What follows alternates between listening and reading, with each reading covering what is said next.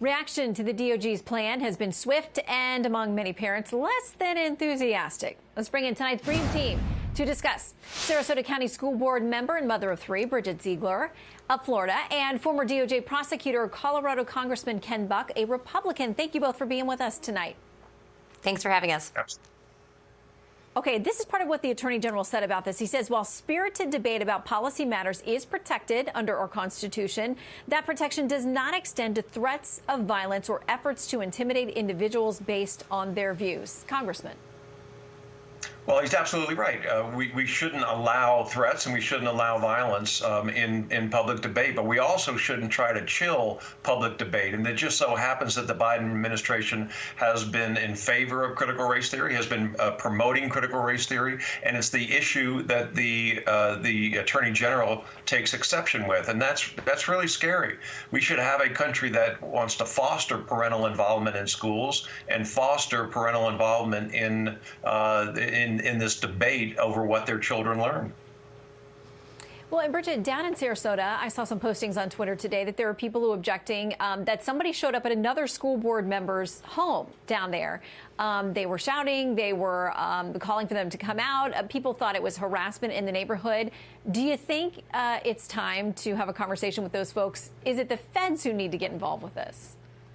Well, I definitely do not agree that with the association, with the National School Board Association, indicating that parents speaking out are associated to domestic terrorists. I will say, as the result of what transpired in Sarasota County with my colleague, quickly denounced that, and absolutely, there's no place for that. If people protesting outside a citizen's home, even if they're an elected official, and we've seen this across party lines, and it's anything I support because there's no benefit to it. However, when we bring it back to the boardroom and where parents over the last couple of years, as a result of COVID, likely from what they're seeing with transpiring, have been showing up and sharing their opinions and have been met with disdain, and that has further fueled the frustration.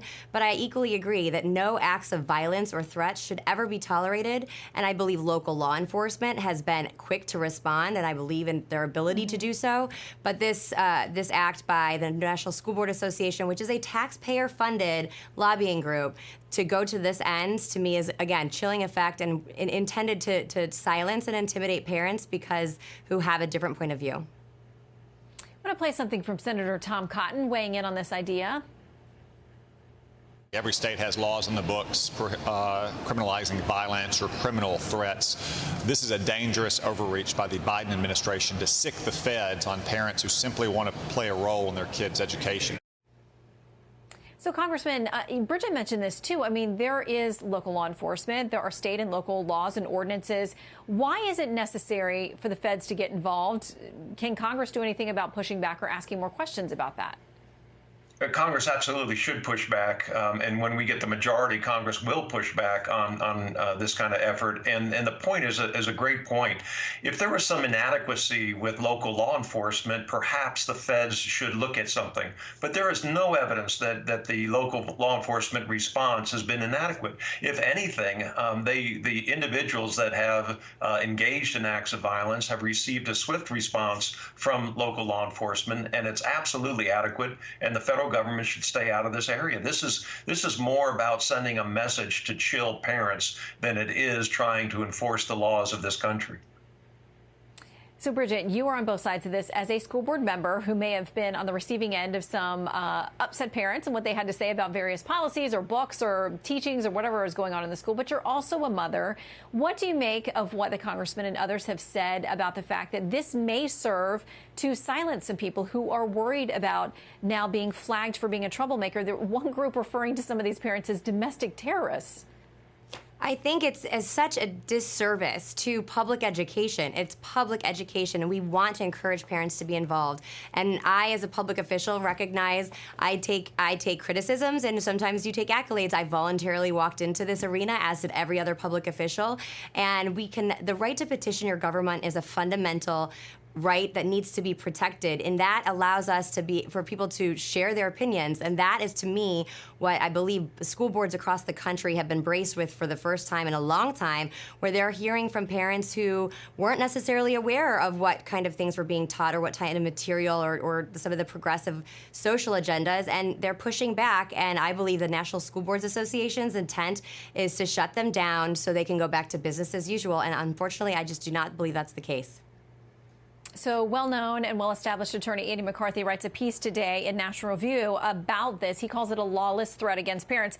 He says that he thinks that Attorney General Garland knows better based on his long experience.